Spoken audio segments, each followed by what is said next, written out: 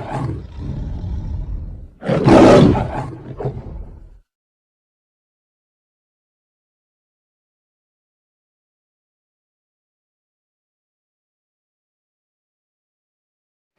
My dear friend, this is Shiva Rathore from nature पैरी series. My dear friends, आज के episode में हम जिस शख्सियत से रूबरू करा रहे हैं उनका नाम है मिस्टर राम गोविंद चौधरी। राम गोविंद चौधरी समाजवादी पार्टी के कद्दावर नेता हैं, नेता प्रतिपक्ष हैं, और शायद कोई ऐसा प्रदेश में हो जो राम गोविंद चौधरी को न जानता हो देश में। माय डियर फ्रेंड्स, आज मिस्टर राम गोविंद चौधरी की कहानी राम गोविंद चौधरी की जुबानी हम आपको सुनवाते हैं। सर नमस्कार। नमस्कार, धन्यवाद। सर 2022 के चुनाव को लेके जो ऊहापोह की स्थिति है, सर उसके बारे में कुछ बताइए। कोई ऊहापोह है ही नहीं है। उत्तर प्रदेश में जो 12 से लेकर 17 तक पूर्व मुख्यमंत्री समाजवादी पार्टी के राष्ट्रीय अध्यक्ष माननीय अखिलेश यादव ने हर जाति वर्ग धर्म के लोगों के उत्थान के लिए काम किया, हर क्षेत्र में काम किया, जो विकास किया। आज जो ये 4.5 साल ये गवर्नमेंट जो आई जिसने कुछ किया ही नहीं, तो लोग इसकी तुलना किए। और भी सरकार कुछ किया नहीं अलग है, प्रताड़ना अलग किया, अपमानित अलग किया। और कभी भी समाजवादी पार्टी की सरकार में कोई अपमानित नहीं हुआ। इस सरकार में जो सरकार से अपनी बात मांगने आया, जैसे आंगनबाड़ी कार्यकर्ती, रोजगार सेवक, होमगार्ड, ये आशा बहू, रसोईया, जो आया कि हमारी ये मांग है, तो कोई पत्रक तो लिया नहीं, लाठी से मार करके क्रिमिनल धाराओं में जेल जरूर भेज दिया। तो लोग अब आकलन कर रहे हैं, और आकलन कर रहे हैं तो सभी जाति वर्ग धर्म के लोग इस निष्कर्ष पर अब पहुंच गए हैं कि इस प्रदेश को चला सकते हैं तो अखिलेश यादव। लोग समाजवादी पार्टी को जिताएंगे, अखिलेश यादव को मुख्यमंत्री बनाएंगे। सर एक सवाल है कि 2022 के चुनाव में मैं समझता हूं कि भारतीय जनता पार्टी के पास राम मंदिर जैसा मुद्दा है, तो इसके लिए आपके पास क्या काट है? राम तो सबके हैं ना, राम से आशीर्वाद सब मांगते हैं, और राम कृष्ण शिव सब लोगों ने अखिलेश यादव का आशीर्वाद दे चुका है। ये राम इनके लिए वोट के केंद्र हैं, और अखिलेश यादव समाजवादी पार्टी और पूरे लोगों के लिए राम आस्था के केंद्र हैं।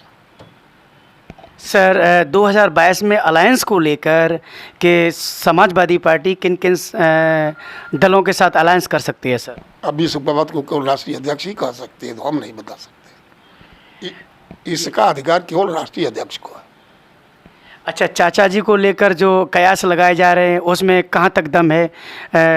सूत्रों से और जो जानकारी हो रही है कि 22 नवंबर को नेताजी के जन्मदिन पे कुछ ऐसा हो सकता है? ये भी बात राष्ट्रीय अध्यक्ष ही बता सकते हैं। सर मैं अगला सवाल ये है कि जब समाजवादी पार्टी में ऐतिहासिक विकास हुआ तो फिर सरकार हार कैसे गई? भारतीय जनता पार्टी के लोगों ने सपना दिखाया लोगों को, और झूठ बोला। हम ऐसा कर देंगे, वो कर देंगे, इससे राज्य में भ्रष्टाचार है, गुंडागर्दी है, और हम आएंगे तो बिल्कुल सबको सीधे स्वर्ग भेज देंगे। तो आए तो स्वर्ग में तो भेजा नहीं, लोगों की जिंदगी नरक कर दिया। जिंदगी नरक हुई लोगों को। जो गरीब है प्रतिदिन गरीब होता गया। चंद पूंजीपति जो अभी आज ही देखिए कि एक दिन में 2.27 अरब एक दिन में अंबानी का आमदनी हुआ, एक दिन में। तो चंद पूंजीपतियों की पोषक ये पार्टी है, सब चीज निजीकरण कर रही है। 45 वर्ष में इतना बड़ी कभी बेरोजगारी नहीं रही, नौजवान को नौकरी नहीं मिल रहा है, मजदूर को मजदूरी नहीं मिल रही, छात्रों को उजीफा नहीं मिल रहा है, सब अफरा तफरी में है। ये सरकार केवल झूठ बोलती है, केवल प्रचार करती है। अखबार और चैनल इनकी बात को बड़े बड़े छाप देते हैं, आप लोग रात दिन सुना देते हो, तो लोग समझ रहे हैं कि हो रहा है। मैं अभी विधानसभा में मैंने केवल लखनऊ शहर का काम गिनाया कि अखिलेश यादव ने यहाँ पर अंतर्राष्ट्रीय कैंसर इंस्टीट्यूट बनवाया, यहाँ पर उन्होंने वेदांता को ले करके बनवाया, यहाँ पर अंतर्राष्ट्रीय स्तर का स्टेडियम बनवाया, अंतर्राष्ट्रीय स्तर का जेपीएन सेंटर बनवाया, अंतर्राष्ट्रीय स्तर का पुलिस हेडक्वार्टर बनवाया, अंतर्राष्ट्रीय स्तर का विद्युत हेडक्वार्टर बनवाया, उन्होंने मेट्रो चलवाया, उन्होंने एक्सप्रेसवे बनाया, उन्होंने आलमबाग बस अड्डे को अंतर्राष्ट्रीय स्तर का बनवाया, पुराने लखनऊ को उन्होंने बेहतर कर दिया, सड़कों को बेहतर कर दी, गोमती को बेहतर किया, जनेश्वर मिश्र के नाम उतना बड़ा पार्क बनाया। हमने कहा कि मुख्यमंत्री जी छोड़ो प्रदेश की बात, एक कोई काम आप लखनऊ में अगर किए हों उसी को खड़ा होकर बता दीजिए। तो जब किए होंगे तब न बताएंगे। तो लोग अब उसको अंतर को समझ रहे हैं। और इस बार जातिवाद भी नहीं चलेगा, क्योंकि पिछली बार जातिवाद सारा जाति को भड़काया ओहिल के खिलाफ, और अब क्या भड़काएगा। अभी कल मंत्रिमंडल का विस्तार हुआ है। सर एक सवाल है, और मुस्लिम वोट की जो समाजवादी पार्टी की एक पैठ होती है, मैं समझता हूँ कि मुस्लिम वोट उसको देता है जो बीजेपी को हराता है। तो समाजवादी पार्टी उत्तर प्रदेश में टक्कर देती है बीजेपी को। अब ओवैसी जो है यूपी में कमर कस लिए हैं, तो इसके बारे में आपका क्या विचार है?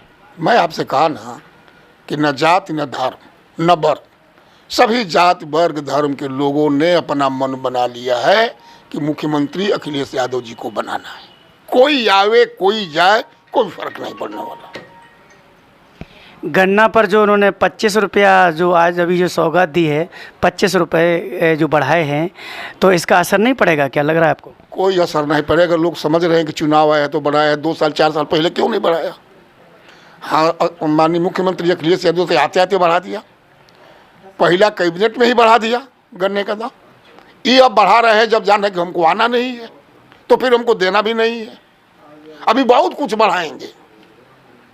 किसानों के खाते में जा रहे हैं, उसका भी तो प्रभाव पड़ सकता है। फ्री में अनाज मिल रहा है गरीबों को। उतना तो हम भी दे रहे थे, 500 रुपया 55 लाख महिलाओं को। 55 लाख महिलाओं को मैं 500 रुपया महीना दे रहा था, 5000। तो कितना जोड़ लीजिए, कितना हुआ, उतना हुआ कि नहीं हुआ। तो लोग तो उसको नहीं गरिमा दिए। सर शिवा राठौर का एक तीखा सवाल, लास्ट आखिरी सवाल है सर। मैं ये निवेदन करूंगा आपसे कि जो समाजवादी पार्टी की सरकार में अगर आती है उत्तर प्रदेश में समाजवादी पार्टी की सरकार, तो आपकी तरफ से कौन कौन से विकास होंगे? Tell me right now sir, तीखा सवाल। अगर नहीं आती है, आ रही है, और जो बाकी विकास का काम है वो सारा विकास का काम होगा, और उत्तर प्रदेश को देश में सबसे अधिक विकसित प्रदेश बना करके उत्तम प्रदेश अखिलेश यादव जी बनाएंगे। सर बहुत बहुत धन्यवाद, आपने जो अमूल्य समय में से जो कीमती समय दिया है, इसके लिए शिवा राठौर आपका तहे दिल से शुक्रिया अदा करता है। माय डियर फ्रेंड्स, आज इस वीडियो को इतना लाइक शेयर सब्सक्राइब करिएगा कि जनाब राम गोविंद चौधरी की कहानी जन जन की जुबानी हो जाए, पूरे प्रदेश में, देश में। जय हिंद, चल पैरी, all of you my dear friends. Sir नमस्कार। धन्यवाद धन्यवाद।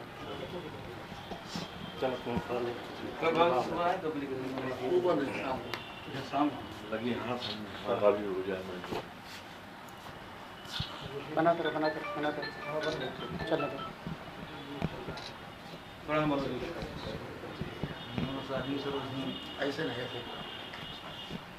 सर ये वाला दे दें सर। तुम ऐसे खड़ा हो।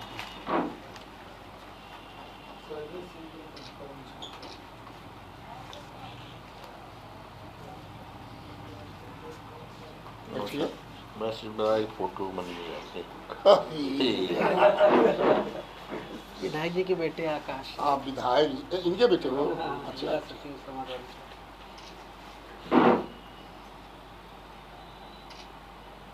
भाई 4 भाई है, हम बड़े हैं, सबसे छोटा ही। तुम भी आ जाओ। एक केस इनके मोबाइल से खींच लो। मेरे पूरा परिवार ही चलो। नहीं तो आप परिवार को हम पाएंगे। आज हम आए, बाबू जी कल आए। बैठिए।